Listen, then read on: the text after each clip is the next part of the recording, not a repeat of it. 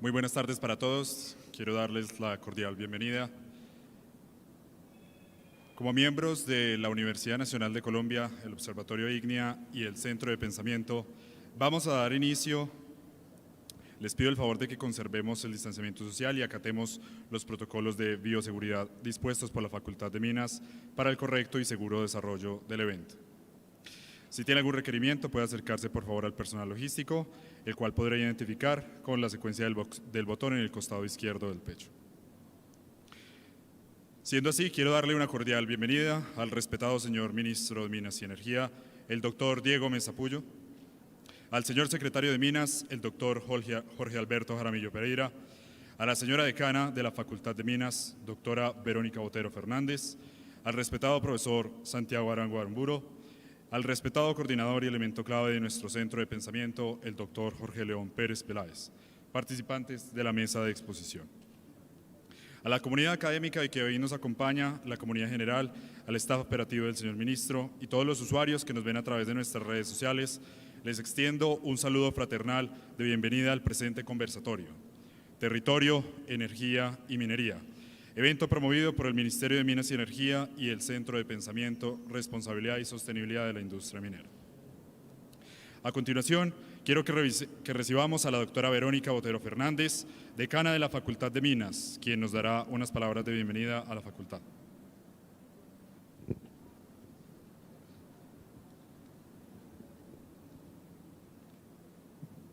Muchas gracias, Tommy.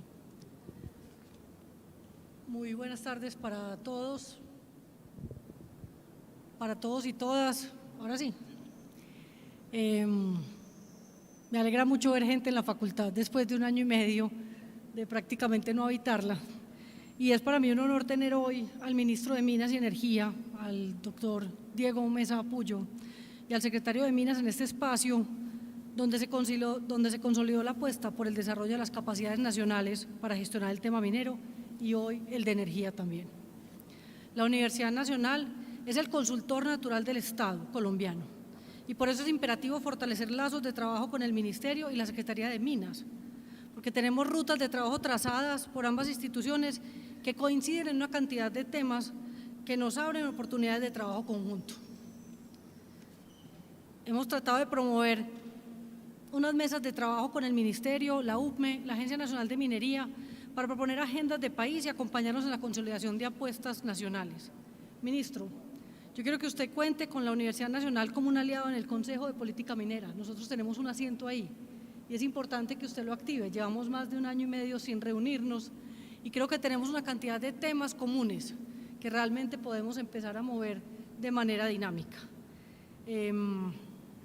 Quiero darle la bienvenida a usted, al señor secretario y a todos los asistentes a este conversatorio, donde empezamos a abrir lazos, pues a abrir puertas para poder establecer lazos de trabajo que, aunque ya tenemos proyectos conjuntos, aquí se puedan consolidar otros nuevos en temas donde normalmente no hemos trabajado juntos, como el tema de la energía.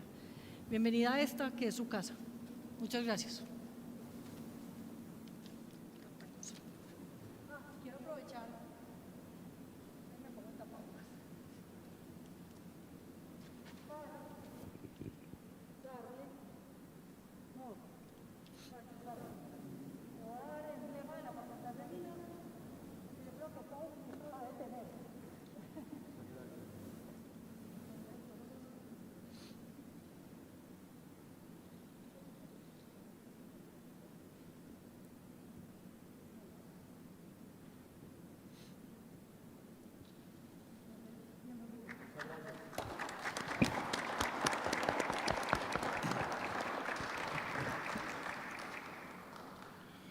Gracias, profesora Verónica, por abrirnos las puertas al recinto de los sueños, como todos los estudiantes solemos verlo. A su vez, quiero invitar al profesor Jorge León Pérez, coordinador del Centro de Pensamiento, quien dará apertura oficial a nuestro primer evento de socialización asociado al proyecto Responsabilidad y Sostenibilidad de la Industria Minero-Energética. Señor ministro, señor amigo Jorge Jaramillo, señora decana, doctor Arango, asistentes. El Centro de Pensamiento ya tiene una trayectoria importante dentro de lo que son los centros, dentro de la política y dentro de la concepción de la universidad. El centro funciona desde el 2014 y está haciendo en este momento mucho énfasis en lo que es la tendencia a estudiar los territorios. Yo considero que hay algo muy importante en recuperar lo que es la ruralidad, lo que es la lectura económica, lo que es los aportes de recuperación ahora después de todos estos problemas de la ruralidad colombiana. Esa ruralidad a partir de los recursos mineros, los recursos energéticos, los recursos hídricos, los recursos laborales y todo lo que tenemos. Y dentro de eso, pues, y de los análisis del Centro de Pensamiento, pues tener diálogos permanentes con la institucionalidad, con el sector empresarial, con la academia y estar siempre estudiando asuntos propositivos que realmente nos permitan tener una minería que contribuya al desarrollo del país y que realmente sea sostenible. Sobre eso, pues tenemos cosas muy importantes. Vemos con mucho beneplácito el énfasis que desde el Ministerio le están dando hoy a la nueva minería, a ver cómo logramos una mayor inclusión de la minería no formal dentro de las economías de los territorios, el énfasis en los territorios y sus posibles y propiciadores de desarrollo económico y toda esa serie de cosas. Por la brevedad del tiempo, lo único que queremos es decirle estamos a su disposición. Nos gusta su campo propositivo actual, las últimas resoluciones, el último contexto de la minería y estamos dispuestos a acompañarlos igual dentro de la política de la Universidad Nacional a buscar caminos que realmente nos acerquen a solucionar todos los grandes impactos que tiene la minería hoy en el país.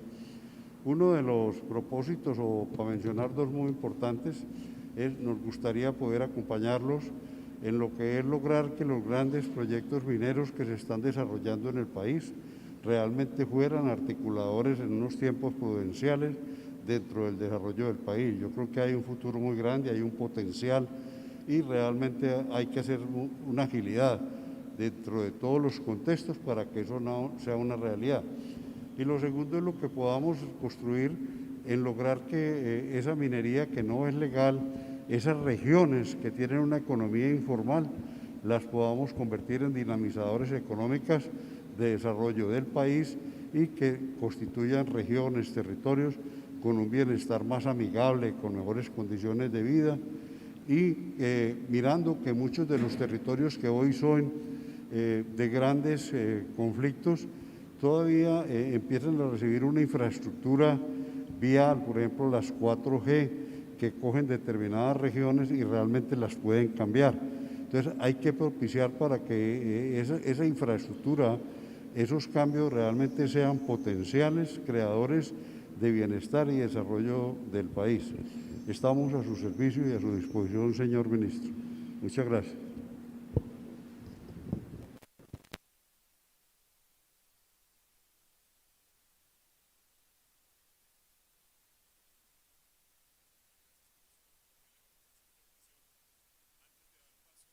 Al conversatorio con el señor ministro, quisiera introducir y recalcar la importancia que tiene el evento para el desarrollo del Centro de Pensamiento y en su desarrollo como universidad.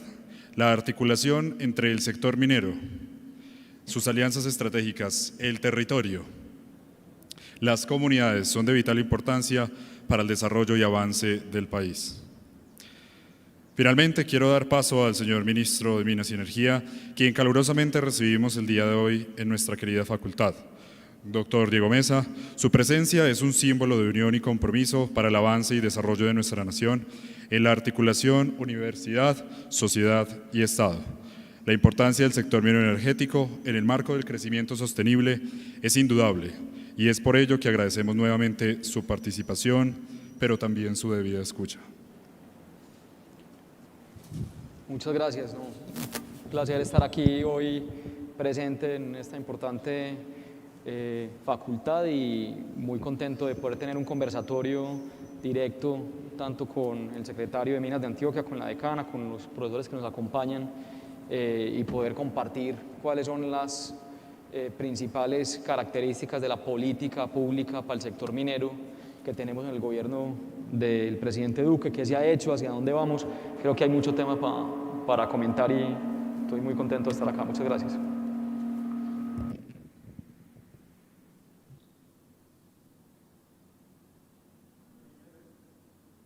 Con el fin de darle continuidad a nuestro evento, voy a invitar a los participantes para que ejecutemos una primera ronda de preguntas, en las cuales todos van a participar. Inicialmente, los miembros del Centro de Pensamiento consolidamos un listado de seis preguntas estratégicas, en las cuales nos gustaría conocer su opinión, tanto del señor ministro como de los participantes de la mesa.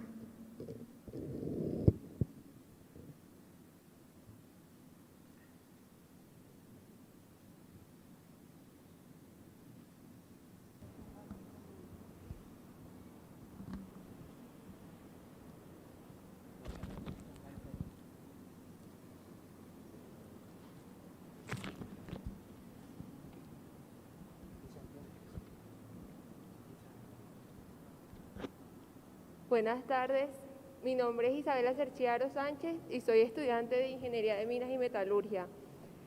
Bueno, según el DANE 2021, actualmente hay 150 hombres laborando en la actividad minera y 17 mujeres.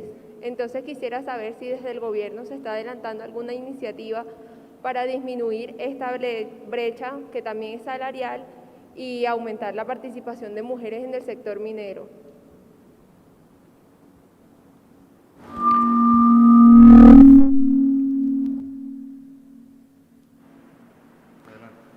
Bueno, muy buena pregunta y vamos a quitar el tapabocas mientras hablo y me lo pongo para que me escuchen mejor.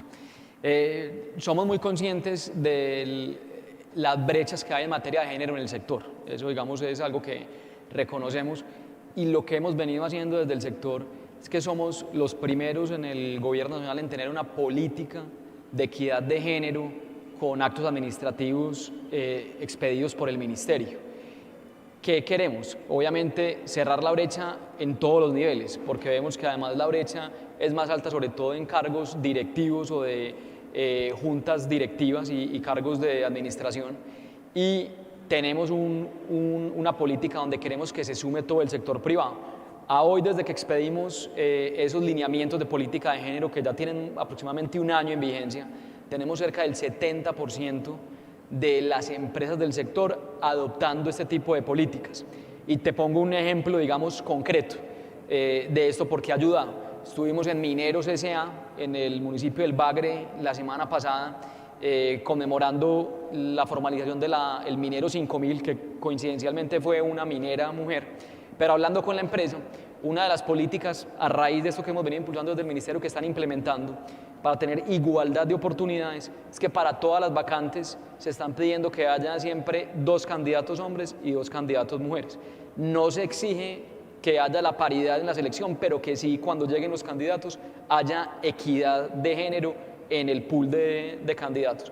Entonces, esos son temas que hay que estar promocionando desde el gobierno, desde las empresas, porque además lo que estamos viendo es que hay un interés también genuino por parte de las mujeres de entrar al sector y creemos que hay gran oportunidad tanto en el sector minero como en el sector de minas y de energía, y en el sector de hidrocarburos, donde también hay una brecha significativa. Entonces, desde el ministerio damos ejemplo, digamos que es un tema que a mí me gusta hablar mucho, porque a nivel directivo tenemos, pues obviamente yo soy ministro hombre, pero tenemos la viceministra de Minas, es mujer, el viceministro de Energía es hombre, y después vemos los otros 2 cargos a nivel directivo, que es la Secretaría General, la ocupa una mujer, la Secretaría Privada la ocupa una mujer, y después los cargos de oficinas y de dirección está un 60% para las mujeres. Entonces, en el sector, el ministerio da ejemplo que a nivel directivo tenemos incluso más participación femenina que masculina.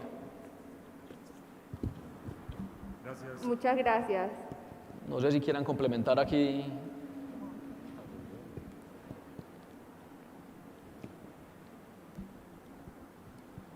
Buenas tardes, señor ministro.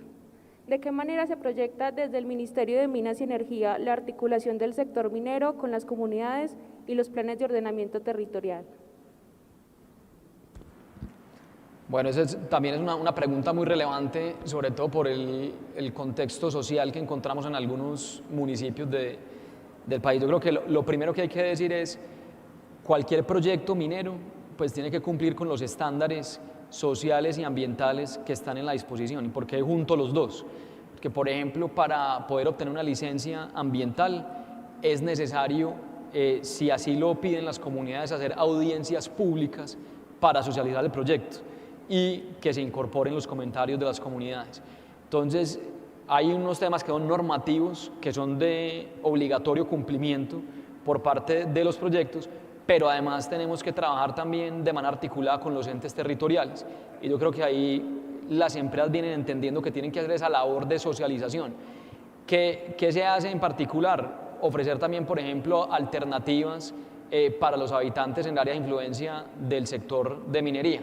Y lo vemos con emprendimientos agropecuarios, con obviamente asegurarse que haya una contratación de mano de obra local en los proyectos, y eso hace que se cree un sistema donde el sector minero sea bienvenido en el territorio.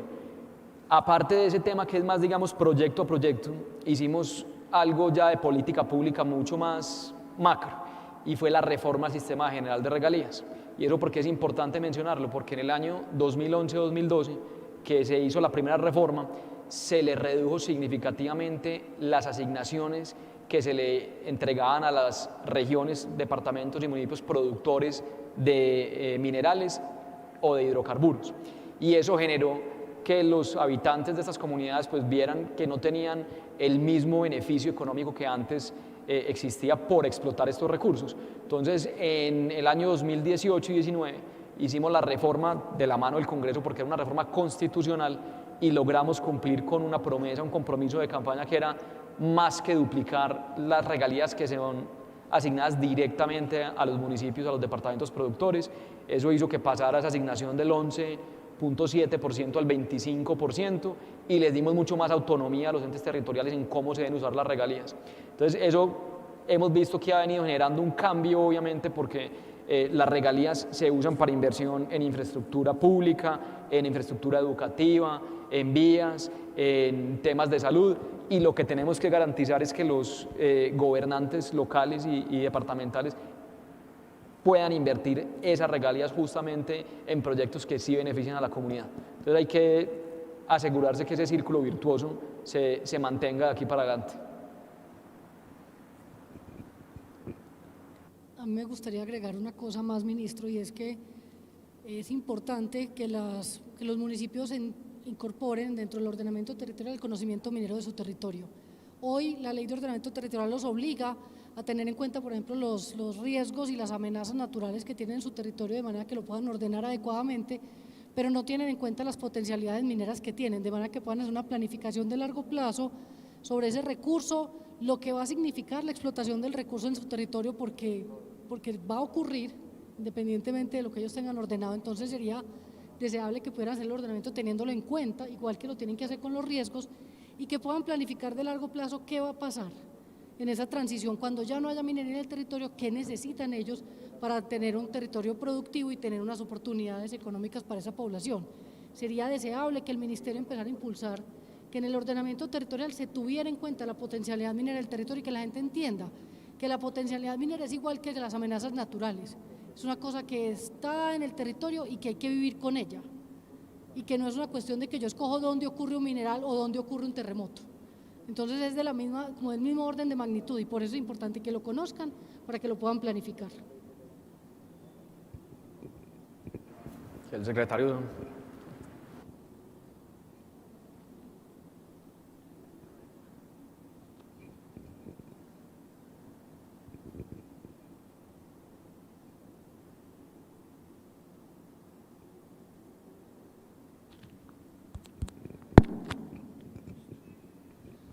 Bueno, muy buenas tardes para todos y todas.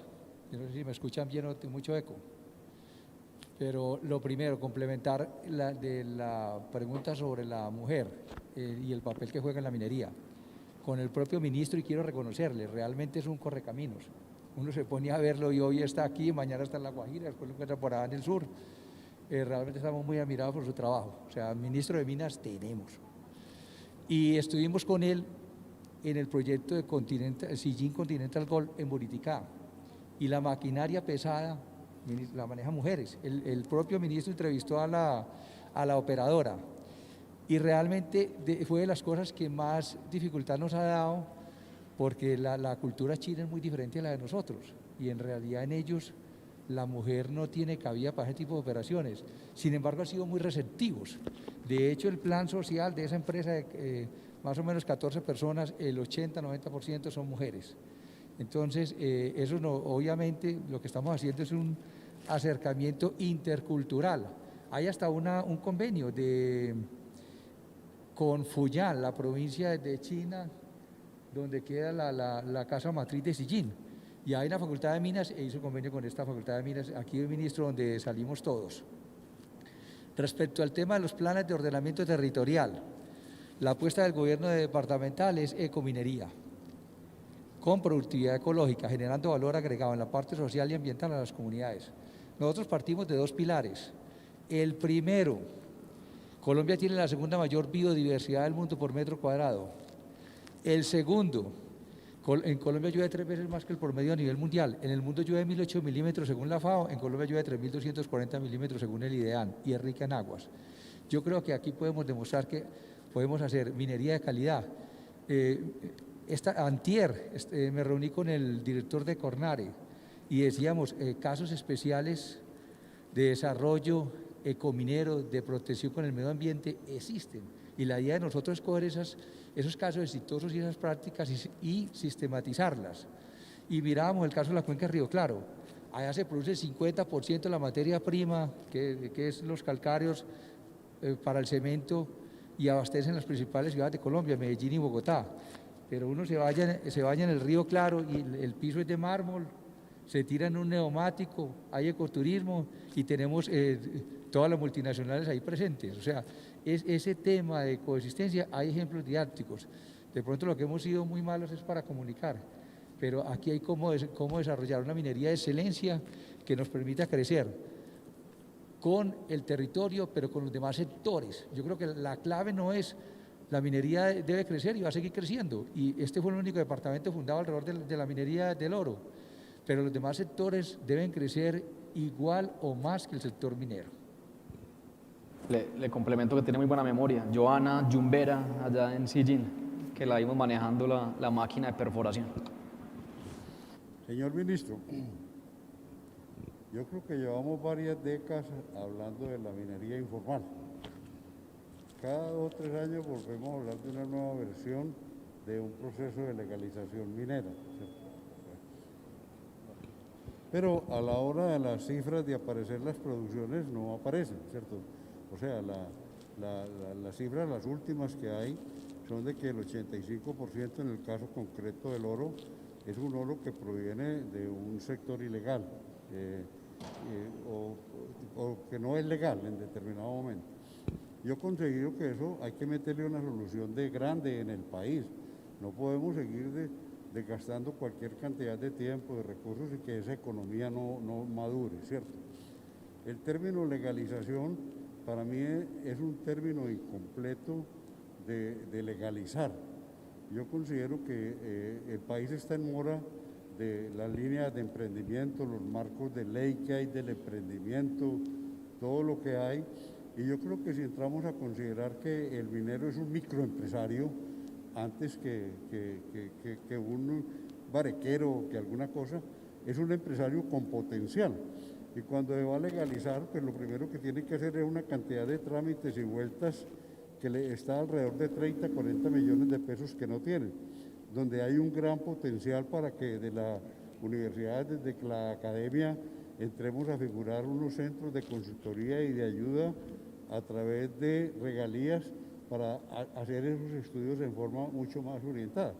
Porque es un tipo que tiene unos ingresos de 6, 7 millones fundamentados en su minería, y para legalizarse pues necesita 30, 40 millones, ahí no hay un costo-beneficio que no da por ningún lado.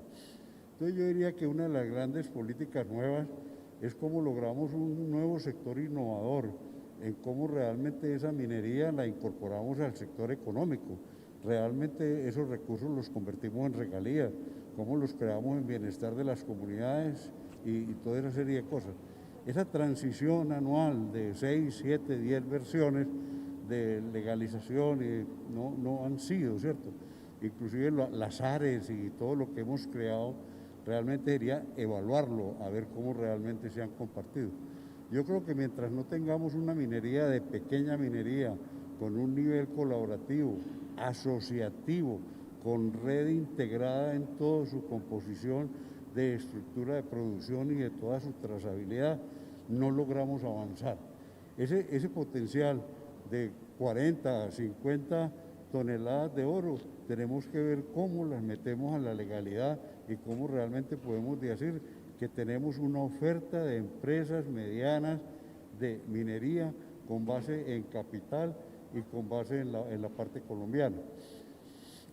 Cada rato volvemos a hablar y entonces decimos que ahora tenemos un problema de bancarización minera. El problema no es de bancarización, es de financiación minera. La bancarización es un procedimiento, pero en la minería colombiana, para la pequeña y la mediana minera, no hay ninguna línea de crédito que realmente, no hay fondos de capital de riesgo que realmente le estén apoyando. Pero estamos inundados en platas de regalías, estamos inundados de platas de cualquier cantidad de fondos. Entonces, ¿por qué no vemos cómo apoyar algo, el ejemplo chileno, el fondo peruano, en el cual crean empresas con préstamos de un fondo de capital de riesgo, de una fiducia o algo para que realmente esa legalidad sea integral, sea la parte minera, la parte estructura, la parte financiera, la parte laboral, la parte contributiva y toda serie de cosas. Yo creo que hay un gran capítulo para escribir dentro de la minería colombiana y yo creo que de los centros de pensamiento y con toda esta juventud podemos llegar en los próximos años a que realmente podamos decir que en Colombia hay una empresarización de minera de pequeña y de mediana escala. Totalmente de acuerdo con todos los puntos, profesor, y le cuento ahí que hemos venido haciendo. Uno de los temas que reconocimos nosotros desde el inicio del gobierno, y así lo planteamos en el Plan Nacional de Desarrollo, era la necesidad de tener un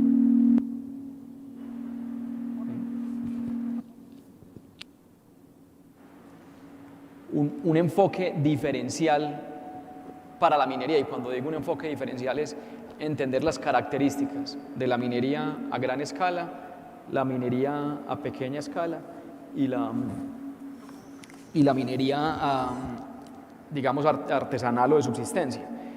Y esto lo digo porque los requisitos que uno les debe exigir pueden variar de acuerdo a sus características. Entonces, ¿qué nos pusimos como meta?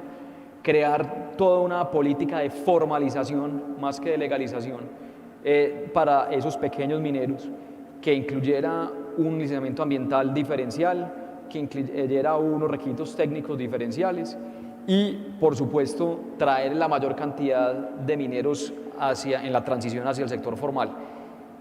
Números, que creo que es importante.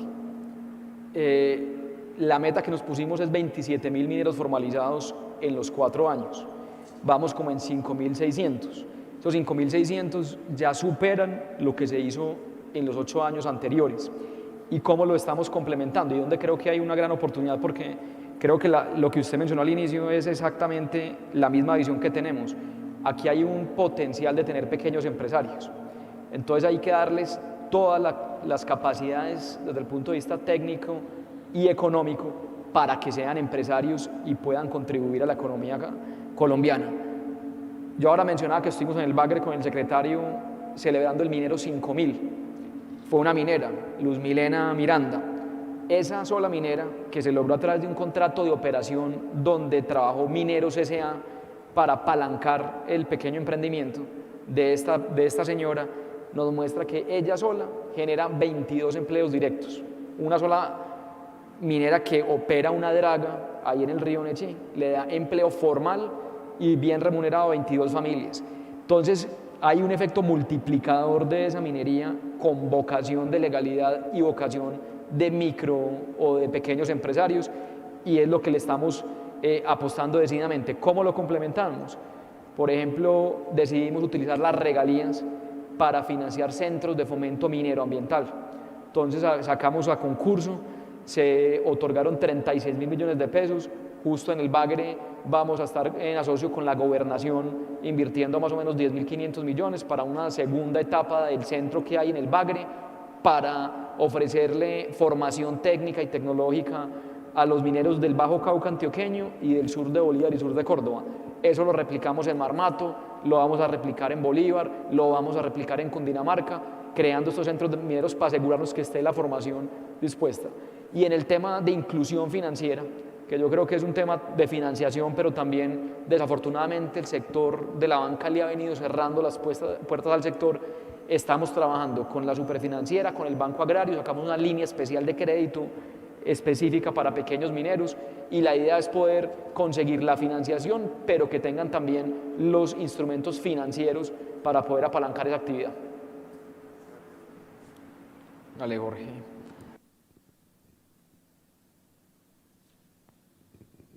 Complementando un poco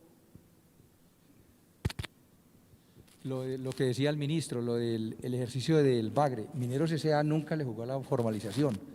Hoy en día hay 6 unidades formalizadas y hay 2 más en camino que generan aproximadamente entre directos e indirectos 750 empleos. Yo creo que se le está quitando un poquito ese miedo a la formalización de los pequeños mineros, y eso es entrarlos a la economía, de pasar del CISBEN, o sea, régimen subsidiado, a régimen contributivo. Entonces, ahí hay un ejercicio pues que nunca se había visto.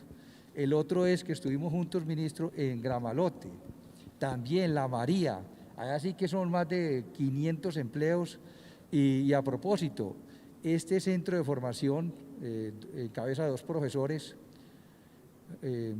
Oscar Jaime y Osvaldo Bustamante, fueron los que desarrollaron una planta con una planta ecominera, concentración gravimétrica, sin elementos químicos para esos pequeños mineros.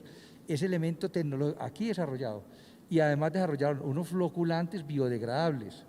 Eso es yo creo que es la apuesta del futuro. Si nosotros no desarrollamos ecominería, no va a ser posible, pero cuando hacemos ese tipo de aporte tecnológico, pues la ventaja es que eliminamos el mercurio, y fuera de eso pasamos a esos pequeños mineros de recuperar 50% del oro a 90% del oro o más. Ahí está la clave, la productividad ecológica, es la que llamamos nosotros. Entonces, en los pequeños mineros hay una gran oportunidad de crecer en términos de producción y de crecer también en términos de unidades productivas sustentables en el largo plazo. Y el último, para cerrar ese tema, que lo mencionaba también el profesor, la parte contributiva. Cuando estuvimos en San Roque, en Antioquia, les da orgullo a los mineros formalizados decir cuánto pagan de IVA, cuánto pagan de regalías, y pues es una adición, digamos, un beneficio adicional, porque genera recursos de regalías para la misma comunidad donde están operando. Entonces ahí, para complementar lo que decía el secretario, porque creo que es muy importante, y estamos generando ese entorno que conduce a la formalización en todos los sentidos. De acuerdo. Muchas gracias, señor ministro, por esa intervención. En este momento surge otra pregunta. Esta pregunta fue formulada por uno de los mentores, participante de la Universidad Nacional Sarama, y es en materia del proceso de descarbonización que en este momento se encuentra llevando a cabo la economía mundial. En materia de la descarbonización, el Ministerio de Minas, ¿qué se ha planteado, teniendo en cuenta la cantidad de reservas de este valioso mineral que en este momento tenemos en nuestro país? Bueno, ese es un tema muy relevante para Colombia, en particular para los departamentos de la zona norte, que tienen sobre todo carbón térmico. ¿Cuál es la situación y el diagnóstico que hemos evidenciado?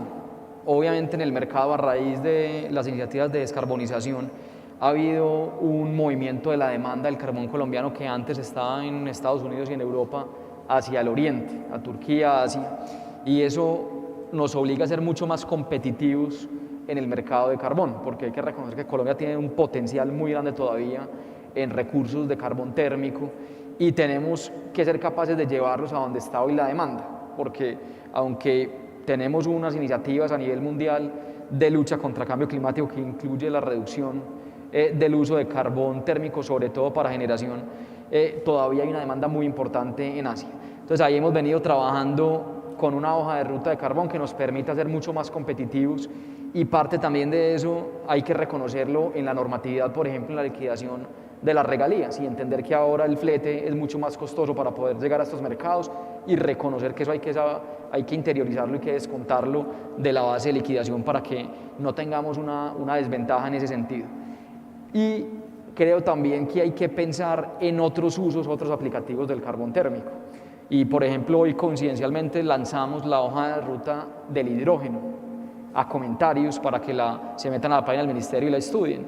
Y somos el único país que ha lanzado hoja de ruta para hidrógeno verde e hidrógeno azul.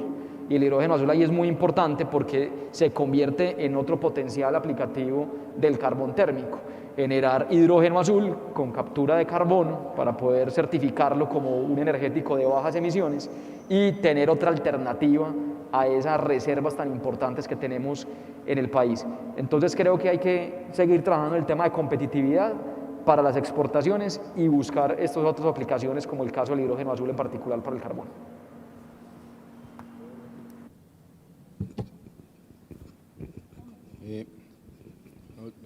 Quisiera pues aprovechar este espacio para comentar un poco la posición como profesor, agradeciendo de nuevo aquí al ministro, no solo por este conversatorio, sino también como mirar un poco los problemas a gran escala que tenemos, los problemas de cambio climático como fuerzas jalonadoras que cada vez son más fuertes.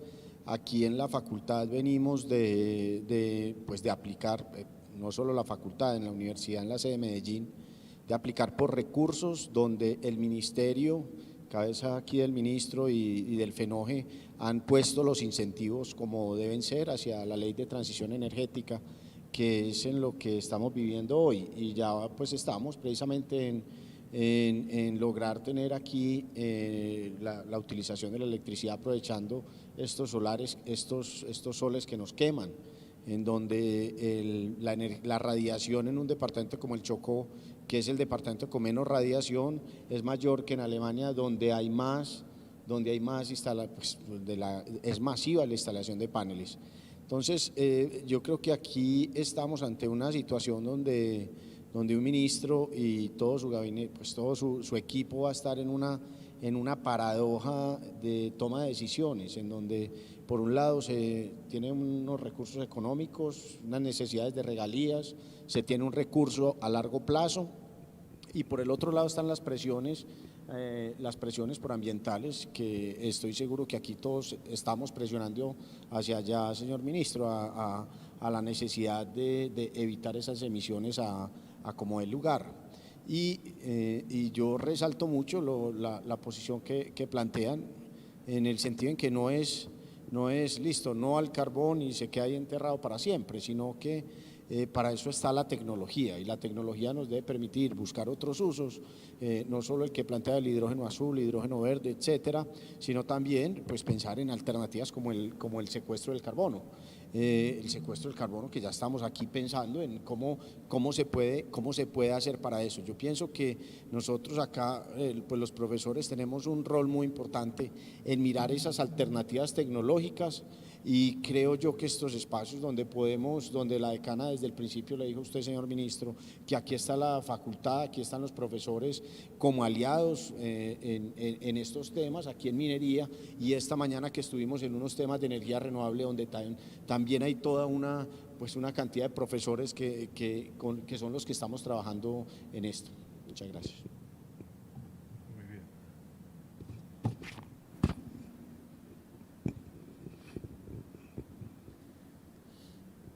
Doctor Heyer, estamos ahora con un tema de mucho énfasis, que es el ordenamiento territorial, ¿cierto? Si repasamos la historia, no han sido sino documentos, nunca han contribuido absolutamente ni ningún indicador ni podemos hablar de que exista ningún territorio colombiano que realmente haya recibido un grado de desarrollo por la minería, ¿cierto? Casi que todo ese desarrollo territorial, ese ordenamiento, pues nos ha llevado a muchos caos y a una pésima imagen de la minería, en el cual casi que en todos los territorios se rechaza la minería como tal y se empiezan a quedar cualquier cantidad de gramos. En muchas de las regiones la minería es importante, pero no es la dominador del sector económico. Por ejemplo, en el Bajo Cauca la minería no pesa más del 7%, sin embargo es el 100% del causal de la región, con los componentes políticos y toda serie de cosas.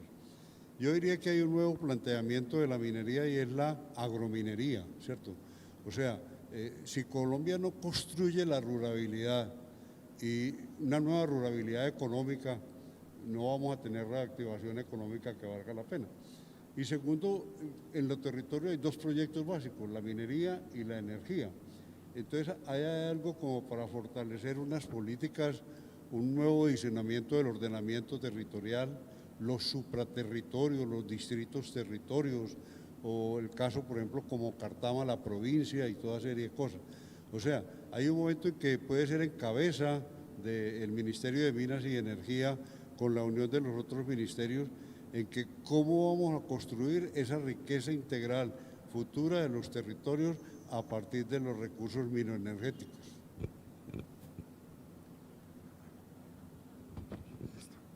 Muchas gracias por la intervención. Vamos a dar paso a la siguiente pregunta.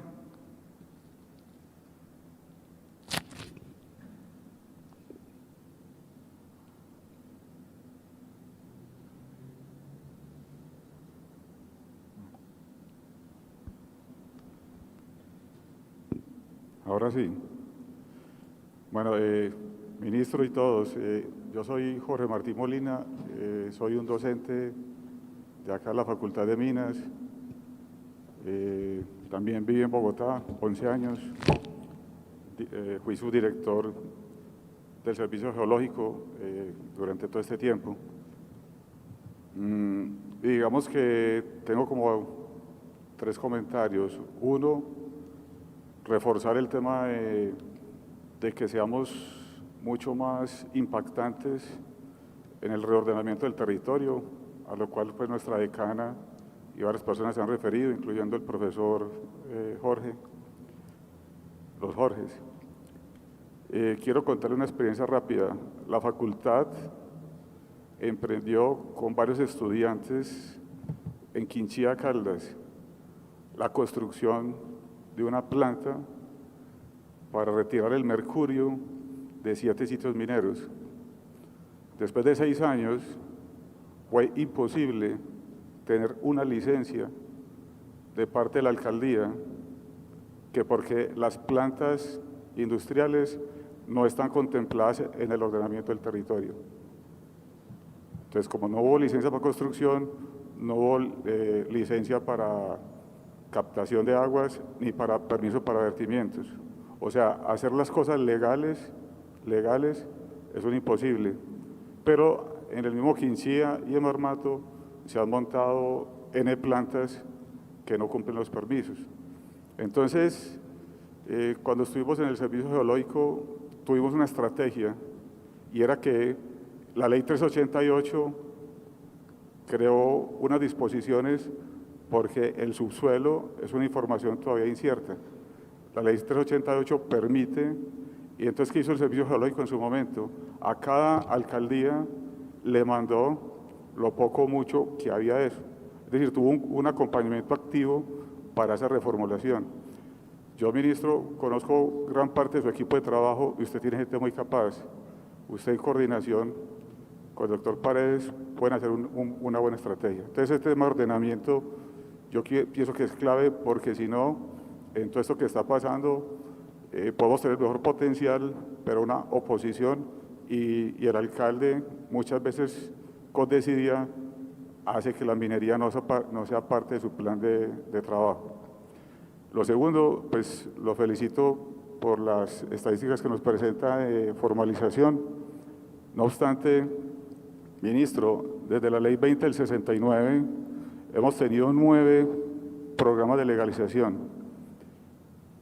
Ministro, uno va teniendo canas y uno ve que eso no es inteligente. Una mina es como usted lo dijo al principio, una mina tiene estándares, una mina es como un hospital de primera clase. Entonces, eso que estamos legalizando, yo diría, yo he hecho un seguimiento al catastro y en los últimos 2 años no tenemos más de 500 títulos nuevos. O sea, no hay una correspondencia entre lo que legalizamos y lo que hay, ¿cierto? ¿Por qué no le aprendemos un poquito a Argentina? El profesor Jorge Jaramillo, que ha estado allá, lo sabe muy bien. Mire, en Argentina a la pequeña minería no se le pide título. A la pequeña minería se le acompaña en temas técnicos mineros y en temas ambientales, y la gente va trabajando. Lo que sí podemos hacer acá es apoyar más el apadrinazgo entre el titular minero grande, como usted lo mencionó, Mineros es uno de ellos, Osándor, etcétera, etcétera, porque es que estos pequeños mineros, para que sean responsables, como usted lo dijo, en temas de cierre de minas, en temas ambientales, en temas de responsabilidad social, en temas de tener un equipo jurídico, ingenieril, etcétera, etcétera, no son capaces. Entonces, yo pienso que le estamos apostando a algo que son 9 programas de legalización. Si bien últimamente tienen más acierto, pues yo creo que no, ¿cierto? Entonces yo creo que hay que repensar eso de una forma más inteligente. Usted lo ha dicho, hay que ser un poquito más escalonados, no el mismo nivel de exigencia, etcétera, etcétera, pero yo creo que hay que darle un revolcón a eso, porque esta gente tiene derecho a vivir, y esta gente en la ruralidad lo que está haciendo es enorgullecer a este país, pero con una muy mala fama, porque es que como hay falta de institucionalidad, se cree que ellos son Bacrin o ese tipo de cosas. Yo creo que no. La verdad, la gente de este país trata de hacer una minería honesta, pero hay otros actores que tratan de dibujar esa imagen, ¿cierto? Finalmente, ministro, apostamos mucho a que usted tenga unos indicadores un poco más altos, acompañado de Jorge Jaramillo. Los PINES, ministro, que tuviésemos un proyecto, así fuera de mediana minería, cada año, formalizado, ministro, con ese indicador, en 10 años, esta minería es otra, y los 500 geólogos, ingenieros de minas, y todo lo que tiene aquí en este trabajo, lo tenemos, pero vemos con un poquito de preocupación que proyectos nuevos se están demorando mucho, y algunos se nos están yendo, como está bien, ¿cierto? La semana pasada estuvimos acompañando varios proyectos con la agencia minera desde la Universidad Nacional, y con gran preocupación seguimos viendo que el carbón coquizable, a diferencia del térmico que usted lo explicitó muy bien, tiene muy buen futuro. El carbón metalúrgico está sobrado, ministro, pero seguimos viviendo lo mismo de los años 60. Estamos arrojando 1 billón de metros cúbicos de gases a la atmósfera. En Corea, en Alemania, sabemos que esos gases tienen unos subproductos importantes. Lo único que yo vine con mucha satisfacción la semana pasada, es que por lo menos Milpa va a aprovechar esos gases para generación térmica. Y cuando yo le dije a don William y a don Miguel, oiga, ¿y esos gases coquizables qué? Seguimos tirándonos todo Cundiboyacá y norte de Santander con 1 billón de metros cúbicos al año. O sea, eso no tiene presentación. Entonces yo creo que son de esos proyectos estratégicos que usted ve, junto con Esmeraldas, etcétera, donde yo creo que este país, con minería como la que nos proponemos y ayudamos, yo creo que tiene mucho futuro. Muchas gracias. Ahí para complementarnos, estamos también de acuerdo en todo lo que dice el profesor, y simplemente precisar un poco en el tema de la minería a pequeña escala. Lo que estamos viendo, y de pronto por eso no hay correspondencia con el catastro, es que donde más se está formalizando es donde ya hay un título de minería a gran escala, como el caso de San Roque que mencionaba ahora el secretario, el caso de el Bagre con Mineros S.A., el caso, por ejemplo, de Buriticá también, donde se dan subcontratos de formalización dentro de un título existente. Nosotros también tenemos un modelo similar de Argentina, que usted debe conocer bien, pero es para la minería artesanal de subsistencia. en donde tenemos cerca de 97.000 mineros aproximadamente que no requieren título minero, simplemente con registrarse ante la alcaldía pueden operar y hay todo el acompañamiento, obviamente con ciertos topes. De esos 95.000, el 97% son barequeros y estamos en un proceso además de reconocerlos como un patrimonio cultural de Colombia. Pero ya la minería, que es un poco más sofisticada, pero sigue siendo de muy pequeña escala, sí creemos que hay que titularizar, bien sea con subcontratos de formalización o con contratos de operación, como vimos en el Bagre la semana pasada. Y estamos de acuerdo en el otro tema. La idea es tener por lo menos un proyecto PINE al año. Tenemos en este momento 38 proyectos PINES entre proyectos de oro, carbón y cobre, y tenemos cerca de 30, de esos 38, 33 son regionales y 5 son de alcance nacional. Pero tenemos que seguir trabajando muy articuladamente, sobre todo con la autoridad ambiental, para que esos proyectos sean mucho más expeditos, y ahí se vienen proyectos muy importantes. El de Uritica pues, es el más reciente. Esperamos que arranque construcción y montaje Gramalote el próximo año, en el primer trimestre, proyecto que tiene inversión de más de $1.000 millones. Se aprobó también la ampliación de Caldasgol en Marmatu. Hay unos proyectos importantes en Segovia, y el cobre, que yo creo que es la gran oportunidad, porque cobre hay desde el Putumayo hasta La Guajira, y tenemos que asegurar que vayan saliendo proyectos de cobre. Hay uno de los que está más avanzados en etapa de exploración, que estará radicando próximamente el PTO y la solicitud de licencia, es la mina del Alacrán en Córdoba, que hay un gran potencial similar a lo que se ve, por ejemplo, en el caso de Quebradona, que también estamos a la espera de que se pronuncien las autoridades competentes. Entonces yo creo que ahí en el tema de cobre hay un gran potencial, y además es lo que une sobre todo al sector de minería con la transición energética, por la gran demanda que va a haber de esos polimetálicos, como es el caso del cobre y el molibdeno, donde Colombia tiene un gran potencial. De acuerdo, muchas gracias, señor ministro. Vamos a pasar a la siguiente pregunta de los estudiantes.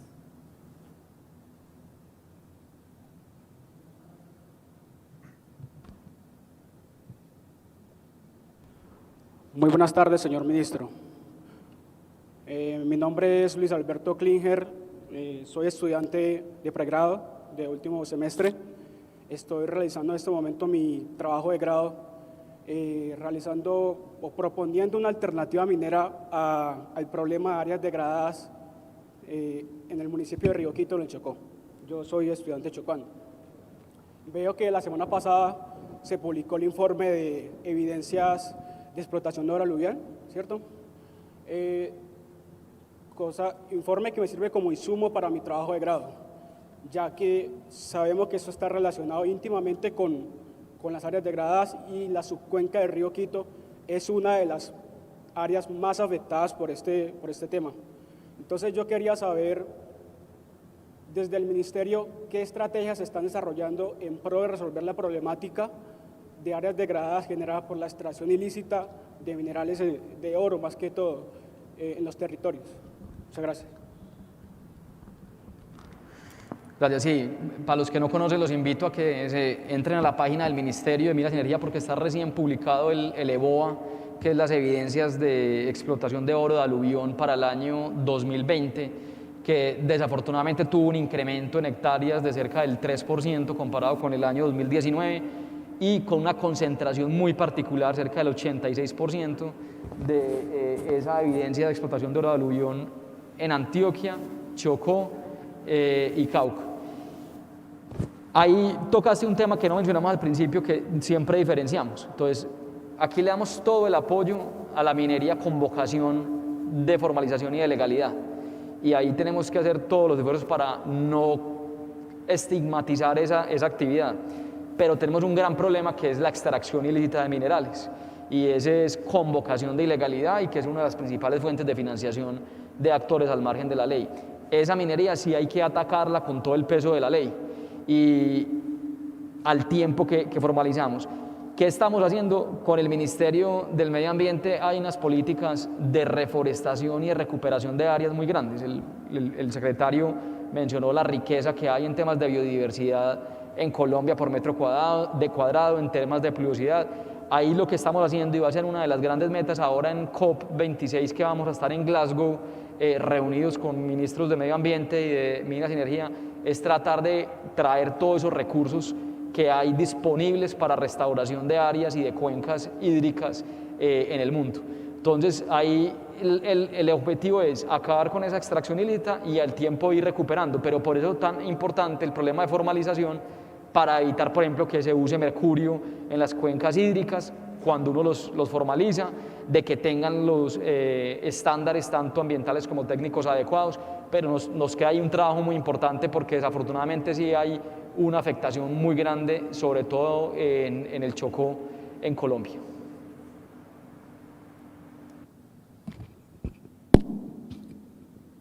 Para complementar un poco lo que decía el ministro, en la zona del Bajo Cauca tenemos una apuesta de recuperación de 10.000 hectáreas degradadas por actividades ilícitas, no solamente minería, sino los cultivos ilícitos han hecho mucho daño. Y veíamos en el Bagre la semana pasada, ministro, cómo la nueva tecnología que está implementando Mineros S.A. Lo que hace es una draga de succión, saca el descapote, luego saca la cinta de producción, la pasa a la planta de beneficio que no tiene ni un químico, todo es concentración gravimétrica y va siendo retrollenado. En el tema de los pequeños mineros que se están formalizando, hicimos el estudio y para recuperar una hectárea de tierra eso está entre 1 y 2 onzas, eso es nada. Realmente, y decirle a un pequeño minero cómo tiene que incorporar esos costos en su actividad productiva ha significado pues algo muy pedagógico y generación de conciencia. Y realmente eso en términos económicos hoy en día puede ser lo más rentable, ir recuperando los terrenos. Entonces yo creo que ahí, y crearles conciencia, una sola hectárea de tierra puede capturar 18 toneladas de CO2, pero también generar 10 toneladas de oxígeno. Y algo muy importante, el tema de retención del agua en la tierra, para evitar ese tema que hoy en día, esas lluvias torrenciales inesperadas. O sea, ahí hay un doble propósito, pero lo que nos toca hacer ahora inicialmente es hacer mucha pedagogía de cómo las cosas se pueden hacer bien.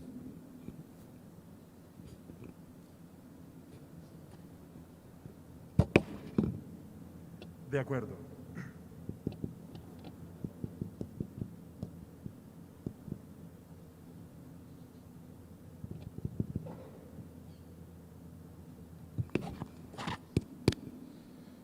Bueno, quiero agradecer a todos por su participación. Por cuestiones de tiempo y atendiendo las condiciones de virtualidad del evento, queremos agradecer al señor ministro por la intervención, por brindarnos el espacio del habla y de la escucha, donde esperamos contar con usted para el desarrollo de los futuros eventos asociados al Centro de Pensamiento, Responsabilidad y Sostenibilidad de la Industria Minera. Voy a dar una corta intervención al profesor Jorge León Pérez. Señor ministro, y dentro de este corto trámite de esta visita suya, que esperamos que sea con mucha frecuencia, y con la aquiescencia de la doctora Verónica, en mi conversación con su gente, creí entender que usted estaba interesado en dictar una clase y tener un contacto directo con los profesionales de la ingeniería de minas de la ciudad, ¿de acuerdo? Yo considero que eso sería un gran impacto, que doctora Verónica, que eso se pudiera concretar, y yo diría que sería una forma de un cambio en el relacionamiento con la institucionalidad, o sea, que el pensamiento joven esté metido dentro del manejo de la institución. Asimismo, el centro de pensamiento como centro de discusión, de aportes de universidad, cuando usted lo considere oportuno, para madurar, para profundizar en cualquier tema propositivo. Nunca somos de la línea opositora ni de la línea de criticar por criticar, sino buscar siempre soluciones modernas a lo que son las situaciones.